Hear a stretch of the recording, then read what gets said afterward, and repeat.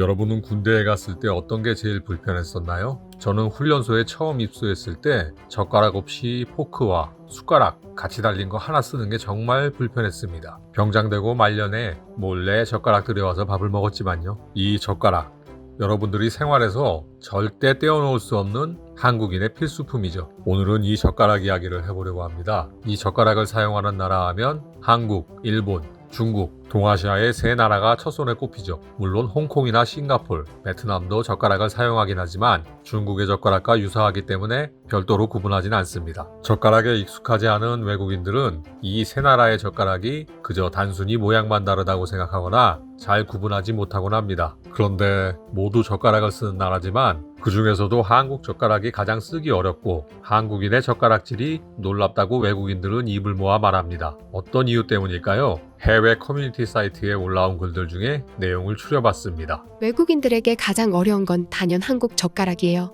저들은 도대체 어떻게 저런 얇은 쇠막대기로 식사를 할 수 있는지 이해가 되지 않았습니다. 하지만 어린이도 노인도 아주 간단하게 그 쇠젓가락으로 모든 걸 짚고 자르고 심지어 숟가락까지 한 손에 같이 들고 식사를 하는 것을 보자 충격적이었습니다. 마치 마술을 부리는 것 같았죠. 나는 중국에서 긴 젓가락으로 쌀을 떠먹는 것을 신기하게 생각했었고 일본에서 일본인들이 김을 한 장 한 장 젓가락으로 짚는 것을 보여줄 때 언빌리버블, 믿을 수 없어? 늘 연발했습니다. 하지만 한국에 와보고 그런 건 초급 과정에 불과하다는 것을 알았죠.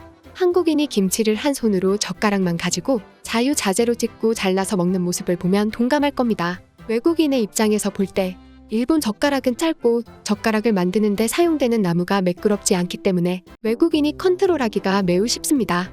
하지만 익숙해져서 보다 작은 것을 짚으려고 하면 불편합니다. 중국 젓가락은 길이가 길기 때문에 일본 젓가락보다는 컨트롤하기가 어렵습니다. 하지만 익숙해지면 작은 것을 잡는데 일본 젓가락보다 더 유리해요. 한국의 젓가락은 가늘고 미끄러워요. 사용하기 너무 어렵습니다.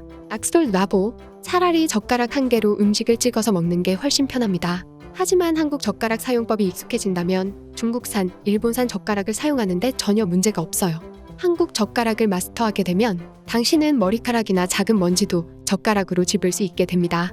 나는 일본에서 친구에게 젓가락을 선물 받았고 한눈에 봐도 고급품인 걸 알 수 있었죠. 선물의 가격을 말하는 것은 실례이지만 긴자의 전통문화 가게에서 본 같은 제품의 가격은 무려 4만엔. 세상에 400달러짜리 젓가락이라니. 그 성의가 고마워. 나는 일본에서 지인과 식사를 할 때는 언제나 젓가락을 케이스에 잘 넣어 가지고 다녔습니다. 하지만 한국에 와서 그 젓가락을 쓰려니 너무나 불편했습니다. 한국 음식은 양념이 많고 미끄러운 것들이 많아서 전혀 집을 수 없었어요. 한국 젓가락은 너무나 볼품없게 생겼고 보통 1달러도 되지 않는다는 것을 알았습니다. 내가 한국에서 지내며 한국 젓가락에 익숙해지자 일본 젓가락을 쓸 일은 없어졌고 선물 보관함에 넣어두게 되었습니다. 일본 젓가락은 고급스럽고 더 잘 쓸 수 있을 것 같이 생겼지만 한국의 50센트짜리 젓가락이 훨씬 더 많은 일을 할 수 있습니다. 다만 한국 젓가락을 마스터하는 것은 너무나 어려워요. 나는 아직도 미끄러운 콩은 전혀 집을 수 없습니다. 한국인들은 그게 왜 어려워? 하는 표정을 하고 있지만요.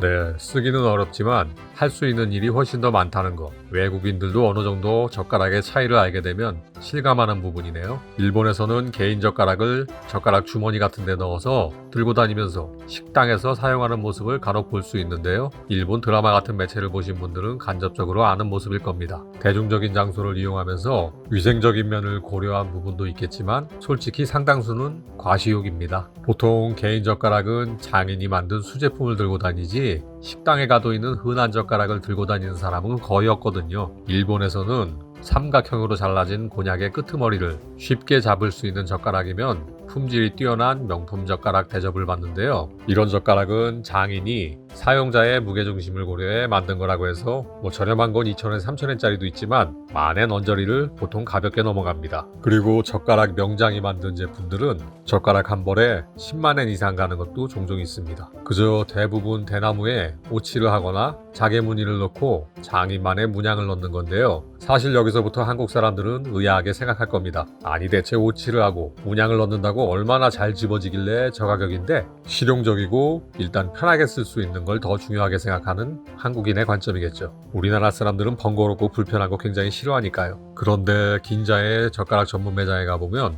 250만엔, 즉 하나로 3천만 원에 육박하는 젓가락도 있고요. 세계 최고가의 젓가락은 일본 효자에몬사의 젓가락으로 1000만엔, 하나로 1억 원이 넘는 가격이라고 합니다. 근데 재밌는 건 이 젓가락을 디자인한 사람이 바로 한국 사람, 디자이너 정선희 씨고요. 이 젓가락의 보석 세공을 맡은 사람도 제1귀금속조합 회장을 맡은 적이 있는 박재림 씨가 했다고 합니다. 아니 굳이 일본의 명품 젓가락을 만들 거면 지네들이 좋아하는 장인 정신 가진 그 일본 사람한테 맡기던가요. 아무튼 이 정도면 젓가락을 쓰기 위해 사는 게 아니라 젓가락을 모시기 위해 사는 거겠지만요. 그런데 말입니다. 곤약의 끄트머리를 쉽게 잡는 젓가락이 명품 대접을 받는다. 우리나라 분들은 코웃음이 나실 겁니다. 사실 우리나라에서는 젓가락을 쓸 줄 아는 나이만 돼도 곤약 정도는 간단하게 집을 수 있습니다. 게다가 한국인이 즐겨 먹는 도토리묵, 어느 정도 단단함이 있는 곤약과는 난이도가 비교도 안 되죠. 자, 여러분은 도토리묵 드실 때 숟가락 쓰시나요? 아마 대부분은 숟가락을 쓰면 미끄러지고 오히려 더 먹기가 불편합니다. 숟가락 때문에 양념장 묻은 게 튀는 경우가 많기 때문에 대부분은 젓가락으로 집어서 드시죠. 도토리묵을 집을 때는 젓가락에 섬세한 힘 조절을 하지 않으면 그냥 갖다 대기만 해도 잘라지거나 떨어져 나가버리죠. 그리고 젓가락질의 난이도로 본다면 만만치 않은 게 또 하나 있죠. 바로 깻잎입니다. 한국 사람들은 깻잎 통으로 뭉쳐놓은 거 한 장 한 장 손댈 필요도 없이 젓가락으로 싹싹 잘 벗겨서 먹습니다. 어디 그뿐인가요? 젓가락 하나로 김치를 먹기 좋게 쓱쓱 찢고 잘라서 먹고 미끌미끌한 콩자반 정도는 대수롭지도 않죠. 콩자반에 묻은 깨 한 톨까지 아주 쉽게 집는 게 한국 사람들의 젓가락질입니다. 그것도 무슨 명인이 만든 대단한 젓가락이 아니고요. 마트에 가면 2개에 1,000원이면 사는 스테인리스 젓가락, 그냥 쇠젓가락만으로도 충분합니다. 물론 여기엔 앞서 언급한 일본 젓가락과 한국 젓가락의 쓰임새와 용도에 따른 모양 차이도 있지만요. 근본적으로 한국 젓가락의 섬세하기 그지없는 힘 조절,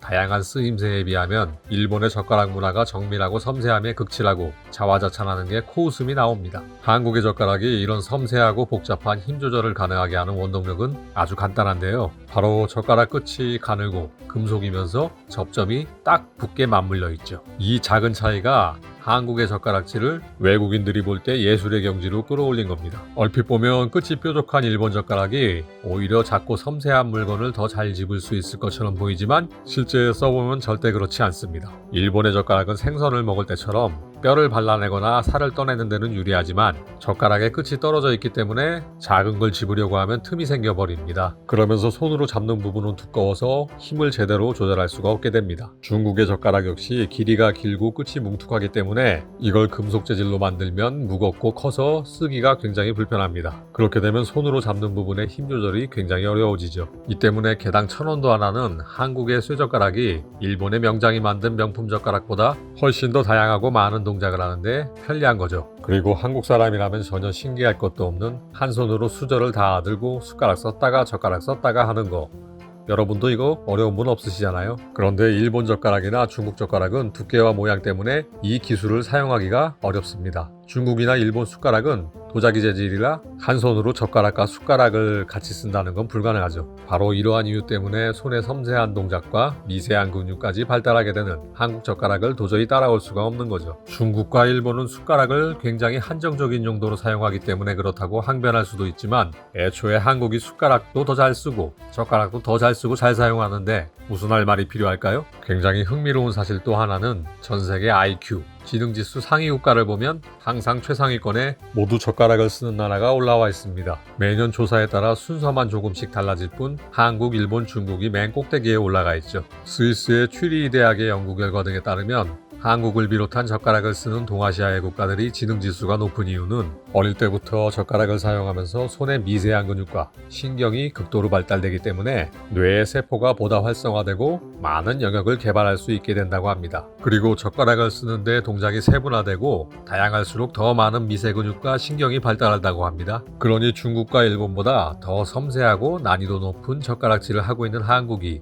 그만큼 감각도 더 발전하는 거라고 보면 됩니다. 결론적으로 우리 한국 사람들은 잘하면서 나도 모르게 젓가락을 쓰면서 두뇌 트레이닝을 하고 있는 거죠. 우리 한국이 반도체를 비롯한 초정밀 기술과 손끝의 미세한 감각을 필요로 하는 분야에서 세계 최고로 올라선 것은 젓가락의 힘이라고도 할 수 있겠네요. 오늘 내용은 외국인들의 반응 외에 제가 일본에 대해 경험하고 느낀 것들을 이야기하는 부분들이 있기 때문에 시청자분들이 제 견해와 다를 수 있다고 생각합니다. 어디까지나 제 경험에 의존한 사견이 있는 만큼 견해가 다르다고 불편한 점이 있어도 너그럽게 양해해 주시면 감사하겠습니다.